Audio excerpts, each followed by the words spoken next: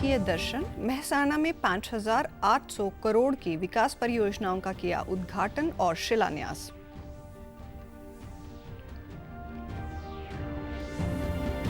मेरी माटी मेरा देश अभियान का कल दिल्ली में होगा समापन। चंडीगढ़ सहित देश भर से अमृत कलश राजधानी पहुंचने का सिलसिला जारी।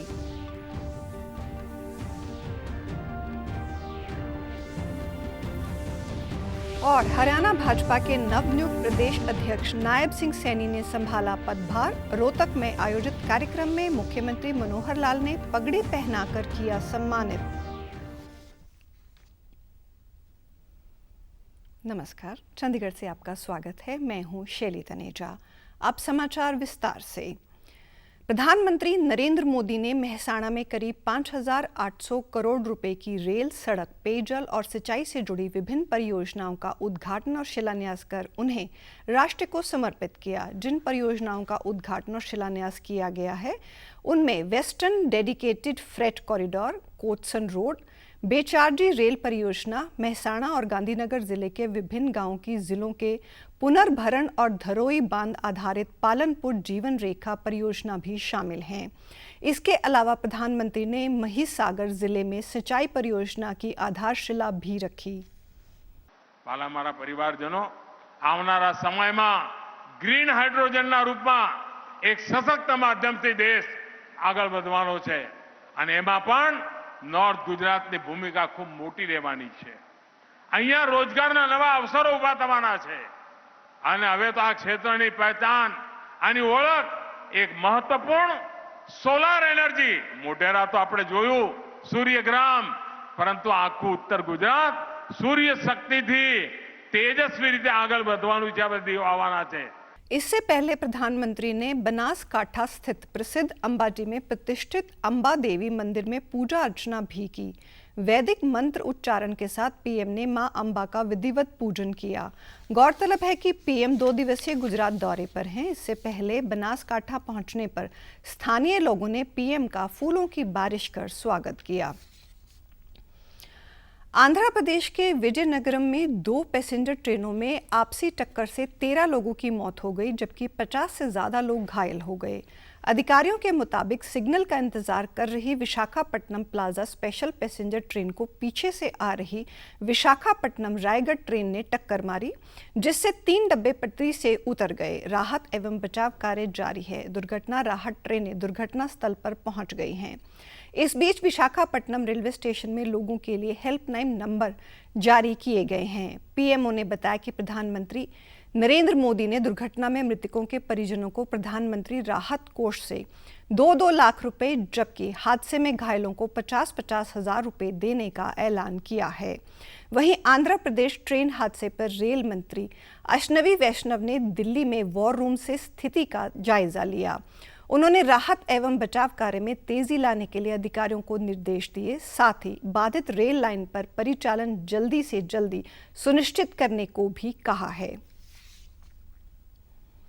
प्रधानमंत्री नरेंद्र मोदी ने आह्वान पर शुरू की गई अमृत कलश यात्रा में देश भर से एकत्रित की गई मिट्टी में अमृत कलश लेकर दिल्ली पहुंचने का सिलसिला जारी है। कल चंडीगढ़ से भी एक दल सभी 31 वार्डों से एकत्रित मिट्टी का अमृत कलश लेकर दिल्ली रवाना हुआ। इससे पहले टैगोर थिएटर में आयोजित राज्य स्तरीय समारोह में चंडीगढ़ के सभी वार्डों से एकत्रित मिट्टी को एक अमृत कलश में मिलाया गया।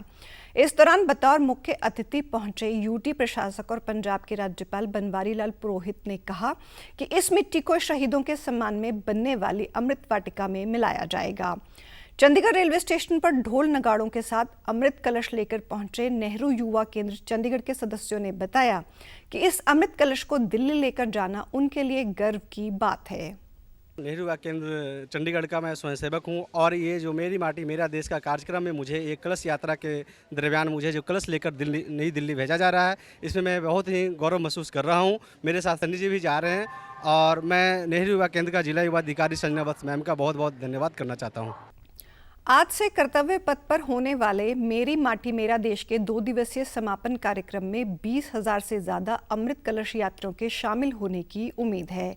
आज सभी राज्य अपने अपने प्रखंड और शहरी स्थानीय निकायों का प्रतिनिधित्व करते हुए इकट्ठा की गई मिट्टी को विशाल अमृत कलश में डालेंगे। ये कार्यक्रम मेरी माटी मेरा देश अभियान के अंतर्गत अमृत कलश यात्रा के समापन का प्रतीक होगा। 766 जिलों के 7,000 ब्लॉकों से अमृत कलश यात्री शामिल होंगे। 31 अक्टूबर की शाम को प्रधानमंत्री नरेंद्र मोदी अमृत कलश यात्रियों को और राष्ट्र को संबोधित करेंगे।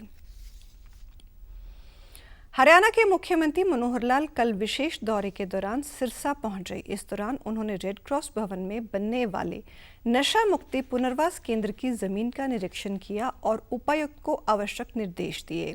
इसके बाद सिरसा में बनाए जाने वाले मेडिकल कॉलेज की जमीन का निरीक्षण करते हुए उन्होंने कहा कि इस कॉलेज का नाम संत सरसाई नाथ के नाम पर रखा जाएगा। इसके बाद मुख्यमंत्री सिरसा के नशा मुक्ति सुधार गृह पहुंचे और भर्ती युवकों से मुलाकात की। उन्होंने पुलिस अधीक्षक को निर्देश देते हुए कहा कि नशे के खिलाफ स्पेशल अभियान चलाकर दोषियों पर कानूनी कार्रवाई की जाएगी। उन्होंने कहा कि स्वस्थ युवाओं का पंजीकरण कर उन्हें कौशल विकास का प्रशिक्षण देकर आत्मनिर्भर बनाने की दिशा में काम किया जाए। उन्होंने भर्ती युवाओं को समाज की मुख्य धारा में लौटने के बाद स्वावलंबी बनने की अपील की। मुख्यमंत्री ने कहा कि स्टेट बॉर्डर पर नशा तस्करी रोकने के लिए विशेष निगरानी की जाए। हरियाणा के मुख्यमंत्री मनोहर लाल ने कल सिरसा की ऑटो मार्केट का निरीक्षण करने के बाद दुकानदारों की समस्याओं की सुनवाई करते हुए कहा कि 1997-98 में ऑटो मार्केट सिरसा ले ली गई 70 लाख रुपए की राशि बैंक ब्याज सहित वापस लौटाई जाएगी। मुख्यमंत्री ने ऑटो मार्केट में दुकानें, petrol pump, service station, restaurant आदि के लिए निर्धारित भूमि अलॉट करने की भी घोषणा की। उन्होंने कहा कि ऑटो मार्केट में 7 करोड़ रुपए की लागत से 210 नई दुकानों का निर्माण करवाकर नीलामी के माध्यम से अलॉट किया जाएगा। इसके बाद मुख्यमंत्री ने थेहड़ से हाउसिंग बोर्ड में विस्थापित 750 से अधिक परिवारों से मुलाकात की और उनकी समस्याएं सुनी। मुख्यमंत्री ने कहा कि जिन परिवारों को पुरातत्व विभाग की जमीन से हाउसिंग बोर्ड के फ्लैटों में अस्थायी तौर पर बसाया गया था, उन्हें जल्द ही सालार गांव में 100 गज के प्लॉट दिए जाएंगे। पहला फैसला जो ये ऑटो मार्केट के हक में बता रहा हूं कि जो इन्होंने 97-98 में 70 लाख रुपया लिया था, वो 70 लाख रुपया बैंक ब्याज के सहित ये वापस लौटाएंगे, जो लगभग 5.5 करोड़ रुपया बन जाता है। 1.5 करोड़ रुपया पहले से बैंक में पड़ा है, तो हो जाता 7 करोड़ हमारा। इमीडिएट 7 करोड़ में से ये जो 210 दुकानें बची हुई हैं, इसका निर्माण शुरू करने के लिए कमेटियों को कह दिया वो अगले हफ्ते में इसका निर्माण शुरू कर दे, और जैसे कंप्लीट हो जाए फिर उसको ऑक्शन में बेचना है। ऑक्शन में लेगा वही जो ऑटो मार्केट से जुड़े हुए कामों के अंदर काम करता होगा। ऐसा नहीं कि कोई चाय वाला, कोई बिनौले वाला, कोई खाद वाला, और जो किसी ने दुकान आगे भी किसी को देनी है वो भी रिलेटेड काम ही करेगा, दूसरा कोई नहीं करेगा। उन्होंने कहा कि ग्रुप डी की भर्ती का कार्य अगले माह तक पूरा कर लिया जाएगा। हरियाणा सरकार युवाओं को जल्द ही नौकरी देने का काम करेगी। इस दौरान पत्रकारों ने शॉल भेंट कर मुख्यमंत्री का आभार जताया। हरियाणा भाजपा के नवनियुक्त प्रदेश अध्यक्ष सांसद नायब सिंह सैनी ने आज रोहतक में भाजपा के स्टेट ऑफिसर में मुख्यमंत्री मनोहर लाल की अगुवाई में पदभार ग्रहण कर लिया। इस मौके पर मुख्यमंत्री मनोहर लाल ने नवनियुक्त प्रदेश अध्यक्ष का पगड़ी पहनाकर सम्मानित किया। वहीं पार्टी के राष्ट्रीय सचिव एवं पूर्व प्रदेश अध्यक्ष ओपी धनखड़ ने उन्हें गदा भेंट की। इस मौके पर मुख्यमंत्री ने कहा कि भाजपा कार्यकर्ताओं द्वारा अथक परिश्रम और दायित्व बोध के साथ जीवन के प्रत्येक क्षण को राष्ट्र एवं संगठन के लिए समर्पित करने की परंपरा रही है। उन्होंने नायब सिंह सैनी को उनके भविष्य के लिए शुभकामनाएं दी। पदभार ग्रहण करने के बाद नवनियुक्त प्रदेश अध्यक्ष ने कहा कि हम कार्यकर्ताओं को साथ लेकर चलेंगे। चौथे पातशाह श्री गुरु रामदास जी का 489वां प्रकाश पर्व श्रद्धा एवं उल्लास से मनाया जा रहा है। पवित्र शहर अमृतसर साहिब के नाम से जाने जाते चक रामदासपुर के बाणी श्री गुरु रामदास जी का जीवन और उनके विचार, नेक नीति मानवता के लिए सदा मार्गदर्शक बने रहेंगे। गुरु पर्व के इस मौके पर गुरु घरों में विशेष रौनक देखने को मिल रही है। संगत श्री गुरु हरमंदिर साहिब में नतमस्तक होने के लिए पहुंची हुई है। गुरुद्वारा मंडी साहिब के दीवान हॉल में अखंड पाठ साहिब के भोग डाले जा रहे हैं। पंथ के प्रसिद्ध राखी जत्थों द्वारा गुरु जस का गायन किया जा रहा है। गुरु साहिब के प्रकाश पर्व के मौके पर हर साल की तरह श्री सचखंड हरमंदिर साहिब, श्री अकाल तख्त साहिब और परिक्रमा में स्थित अनेकों स्थानों पर फूलों की सुंदर सजावट की गई है। प्रकाश पर्व के संबंध में धार्मिक दीवान सजाए जा रहे हैं और कवि दरबार के जरिए गुरु महिमा के साथ संगतों को जोड़ा जा रहा है। सचखंड हरमंदिर साहिब, श्री अकाल तख्त साहिब और बाबा अटल साहिब को सुंदर फूलों से सजाया जा रहा है। शाम को दीपमाला और आतिशबाजी होगी। सतर्कता जागरूकता सप्ताह आज से 5 नवंबर तक मनाया जाएगा। इस वर्ष की थीम है भ्रष्टाचार को ना कहें, राष्ट्र के प्रति प्रतिबद्ध रहें। सरदार वल्लभ भाई पटेल की जयंती 31 अक्टूबर को मनाई जाती है और उनके स्मरण में हर साल सतर्कता जागरूकता सप्ताह मनाया जाता है। इस सप्ताह के दौरान सभी नागरिकों को सत्यनिष्ठा की प्रतिज्ञा दिलाई जाएगी। यह सप्ताह भ्रष्टाचार के विरुद्ध केंद्रीय सतर्कता आयोग की जन भागीदारी सतर्कता पहलों में से एक है। वहीं दूरदर्शन की चंडीगढ़ में भी सतर्कता जागरूकता सप्ताह मनाया गया। इस दौरान पहुंचे अधिकारियों एवं वक्ताओं ने भ्रष्टाचार से दूर रहने और ईमानदारी एवं कर्मठता से अपना काम करने का आह्वान किया। इस मौके पर दूरदर्शन के चंडीगढ़ के प्रमुख सुमित गोयल ने कर्मचारियों से आह्वान किया कि वे पूरी ईमानदारी से अपनी ड्यूटी का निर्वहन करें।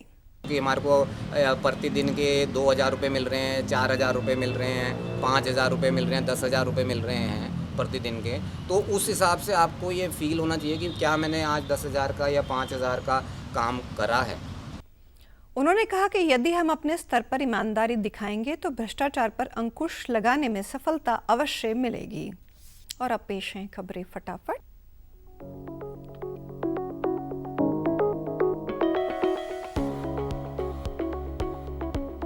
विदेश मंत्री एस जयशंकर ने कतर में गिरफ्तार 8 भारतीय परिवारों से की मुलाकात। बोले, रिहाई सुनिश्चित करने के लिए किए जाएंगे सभी प्रयास।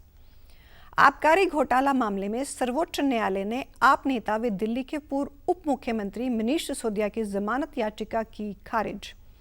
विश्व स्वास्थ्य संगठन क्षेत्रीय समिति के 76वें सत्र में स्वास्थ्य मंत्री मनसुख मांडविया ने कहा, सरकार सभी को सस्ती स्वास्थ्य सुविधाएं करवा रही है मुहैया। 37वें राष्ट्रीय खेलों में 85 पदकों के साथ महाराष्ट्र पहले और 34 पदकों के साथ हरियाणा दूसरे स्थान पर। भारोत्तोलन में यूपी की पूर्णिमा ने जीता गोल्ड। और आप हमारे समाचार YouTube channel DD news Chandigarh, Facebook DD news Chandigarh, social media x DD news CHT पर भी देख सकते हैं। इसी के साथ चंडीगढ़ से समाचारों का सिलसिला समाप्त होता है। नमस्कार।